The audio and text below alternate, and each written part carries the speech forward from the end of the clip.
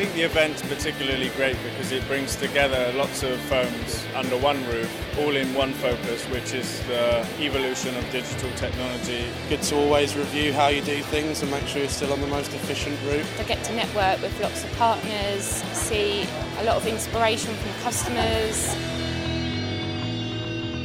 The most exciting thing about design in the future for me is automation. Machine learning, I think that's got almost unlimited potential. I think the computational design would be hands down the most interesting thing. Expanding craft, allowing more time for focusing on design. I think the best thing to see is the engagement with the Forge technology and what capabilities it can bring. Data, harnessing data, data mining. That's the most exciting thing for me, all about the data.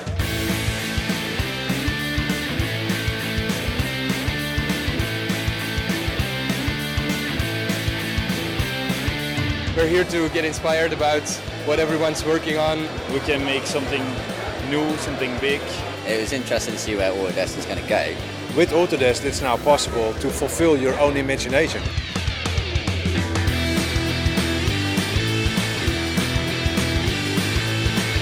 Data is the new fuel for your brain.